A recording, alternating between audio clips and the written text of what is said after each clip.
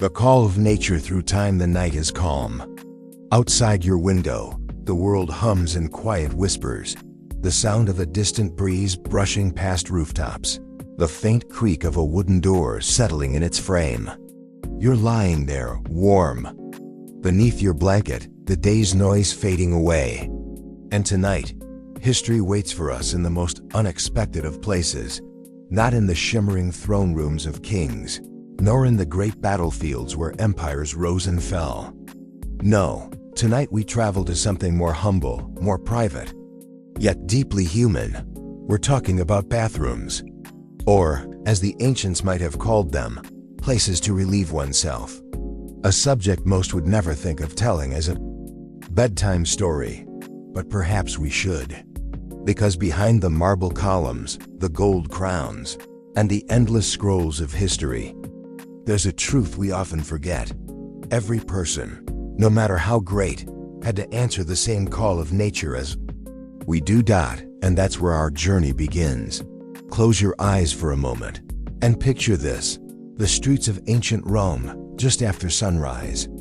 The air smells of freshly baked bread drifting from open bakery doors, mingled with the faint aroma of olive oil sizzling in pans.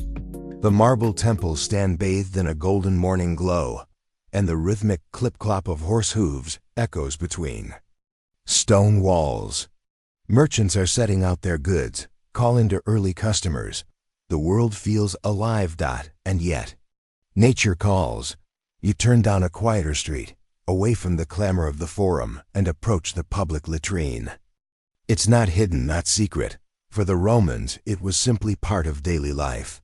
The building is long and open, the scent of flowing water mixing with the mustiness of stone. Inside, sunlight pours through small windows high in the walls, scattering beams across polished marble benches. You pause at the doorway, because the sight is unlike any modern bathroom. There is no privacy, no doors, no cubicles. Just a long, smooth bench carved from stone, with keyhole-shaped openings spaced evenly apart. Beneath the openings, a channel of running water gurgles softly, carrying waste away.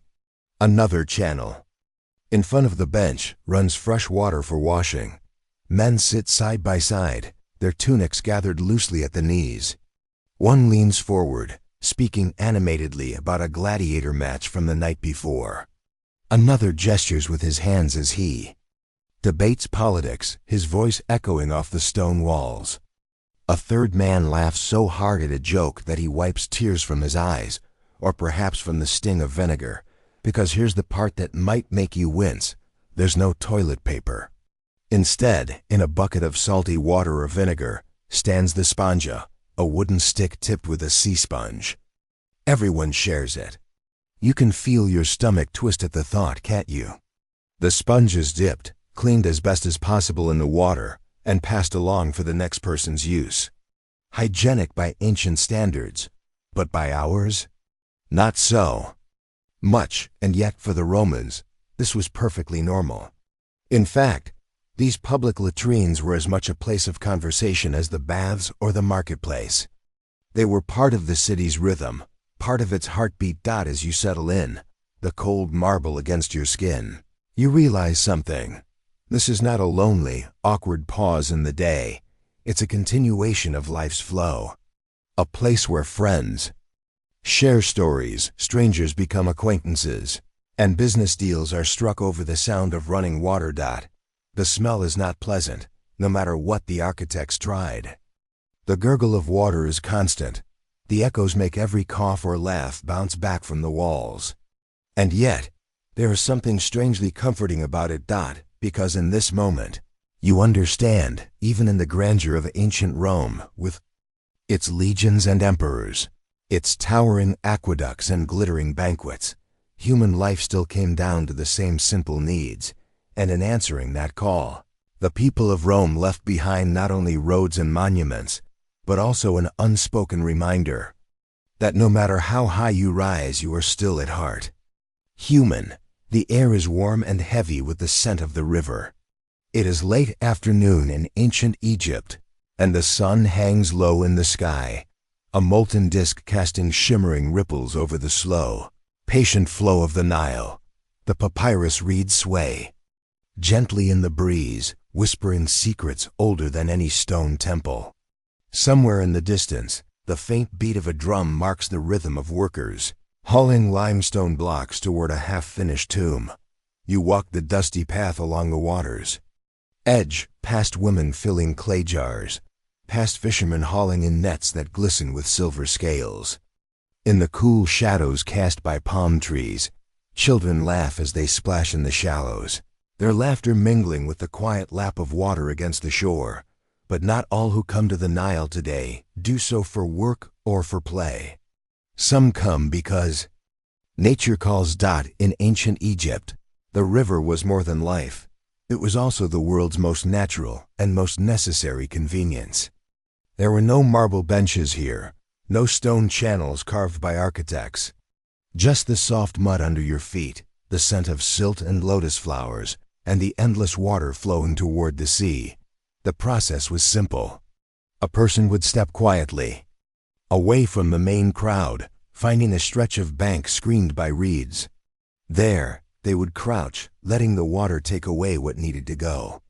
Sometimes they would use smooth stones or bits of pottery as a primitive form of cleaning, and sometimes simply the river itself. The Nile's current would carry it all downstream, a method that felt practical, though not without risks. Crocodiles were not strangers to these waters, and so even something as private as relieving oneself carried the shadow of danger. But there's something deeply human in the scene. Imagine a farmer at dusk, the day's labor still clinging to his skin in a sheen of sweat. The call of nature comes, and he walks to the same spot his father might have used, perhaps his grandfather before him. The reeds whisper, the water hums in soft currents, and for a brief moment, the concerns of harvests, taxes, and the moods of the pharaoh himself fade away. Even in the quietest corners of the Nile, life is still there, the chirp of crickets rising as the sun sinks lower, the distant bleating of goats, the soft splash of a fish breaking the surface. In the background, temple bells chime faintly, calling the faithful to evening prayers. And here, crouched at the edge of the great river, one of the oldest civilizations in history answers the same call you and I know so well. There is no shame, no hurry. The Nile accepts all without judgment. It has been doing so for thousands of years.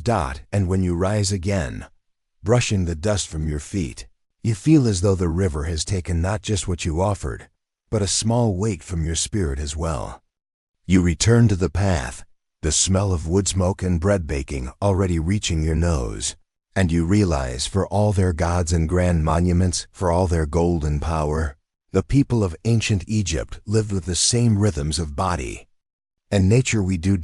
It's a reminder that history isn't just carved in stone or written on papyrus, it's also whispered in these quiet, private rituals, repeated countless times by countless lives, and carried away in the current of the Nile.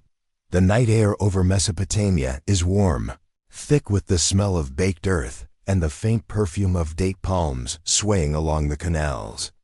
A silver moon hangs low, bathing the mud brick homes in a soft, ghostly light. In the distance, you can hear the low murmur of voices from the city square, where merchants linger even after sunset, bargaining over grain, wool, and copper trinkets. But you are not here for trade or storytelling tonight. You are here because you've eaten far too much barley stew, and the quiet pressure in your stomach is reminding you. Some matters in life are urgent and universal. In ancient Mesopotamia, the land between the Tigris and Euphrates, the bathroom was not a place you went to. It was something you kept close at hand, in the form of a clay pot. Yes, the Mesopotamians had what might be considered the ancient world's first portable toilets. These were large, wide-mouthed ceramic jars, kept discreetly in a corner of the home.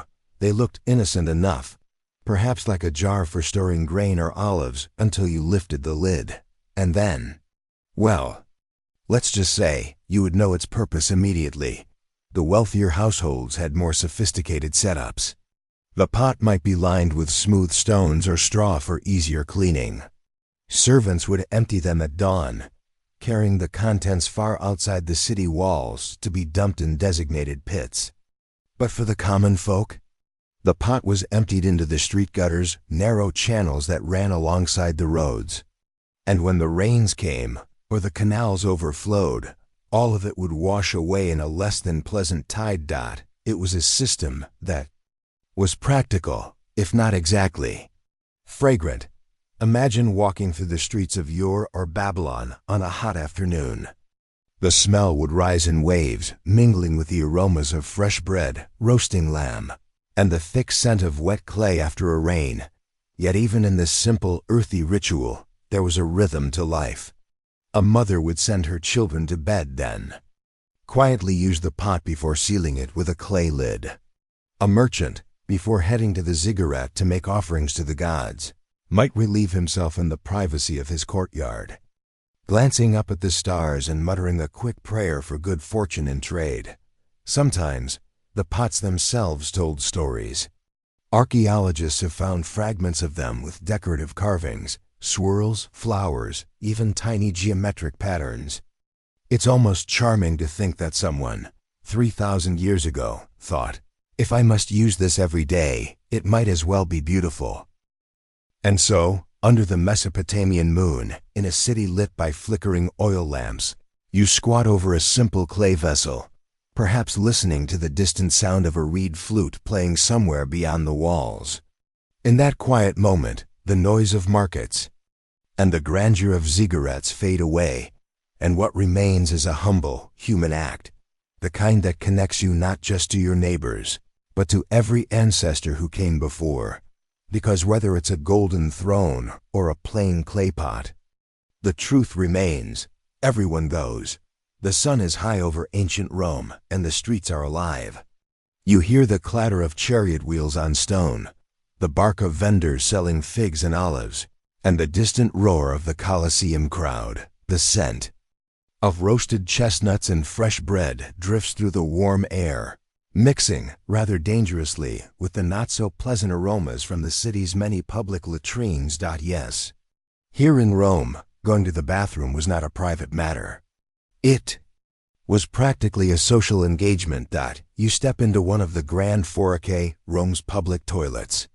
Sunlight filters in from a high archway, revealing a long, smooth marble bench that runs the length of the room. The bench is punctuated with neat, evenly spaced holes, each shaped like a keyhole.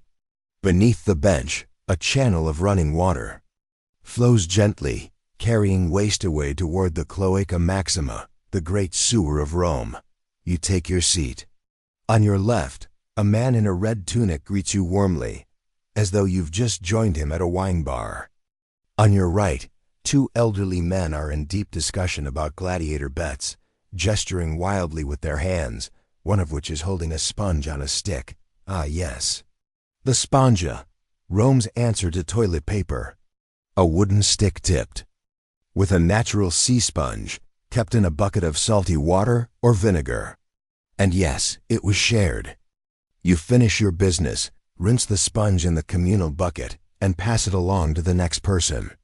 Germ theory won't be discovered for nearly 2,000 years, so no one is losing sleep over it. Probably, for the Romans, these latrines were more than just a convenience. They were part of civic pride. Clean water, running sewers, public facilities, all hallmarks of Roman engineering genius. To sit here was to be reminded of Rome's power, even in the most humble of acts. And people talked here. Oh, did they talk? Deals were struck, gossip was exchanged, political plots whispered in low voices. Imagine senators quietly planning a vote while seated side by side, or merchants agreeing on trade routes as they adjusted their togas. Of course, not all Roman bathrooms were grand. In poorer districts, there were smaller, less glamorous versions, still communal, but with rougher stone benches and no marble polish. And in the countryside, farmers often made do with simple holes in the ground. But the idea remained the same. Going to the bathroom could be a shared, even public, part of life. As you leave the Forica, stepping back into the sunlight of the Forum, you can't help but smile. The grandeur of Rome was built on aqueducts, laws, and legions, yes, but also, perhaps surprisingly, on the shared, unglamorous moments in places like these, because in Rome, even the most private act was done together. Now let us leave the crowded Roman streets and travel far east, across mountains, rivers, and seas, to the quiet, orderly world of ancient Japan. Here, the air feels different, crisp, clean, scented faintly of pine and fresh rain. We step into a small village surrounded by rice fields, where wooden homes stand neatly in rows and narrow paths wind between them. The sound of a bamboo water spout trickling into a stone basin blends with the gentle call of cranes in the distance. Yes, even here, nature calls. But in ancient Japan, the bathroom is not a place of noise, gossip, or hurried use. It is separate, physically and spiritually, from the living space. A small wooden structure, often built a short walk from the main house, waits quietly. Its walls are made of smooth cedar planks, and the roof is thatched with straw. Inside, it smells faintly of wood and clean earth. Unlike the Romans, who made toilets a public affair, the Japanese treated them with respect. In Shinto belief, cleanliness was not just about hygiene, it was a moral and spiritual duty. The latrine was cleaned daily, and its waste carefully collected. This wasn't considered disgusting, it was useful. Farmers would take the night soil, as it was called, and use it to fertilize the rice paddies. In this way, what was once waste became life again, feeding the crops that would feed the people. It was a quiet, elegant cycle, nothing wasted, everything connected. In some Buddhist temples, the latrines were kept with almost meditative care. Monks, dressed in simple robes, would scrub them daily, considering it a form of spiritual discipline.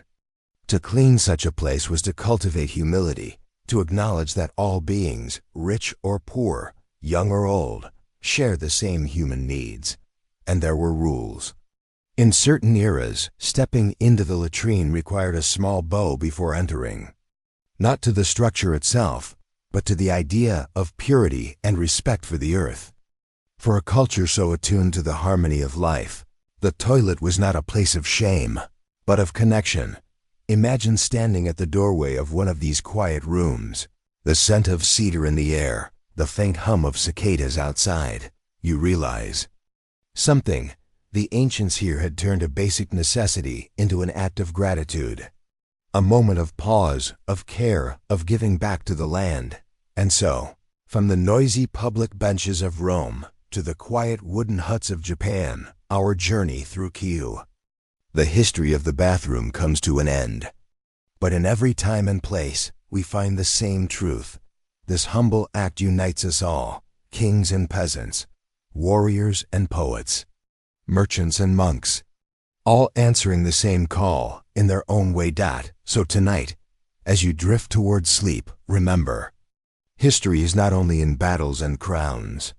Sometimes it lives in the small rooms at the edge of the house, in the simple moments no one thinks to record.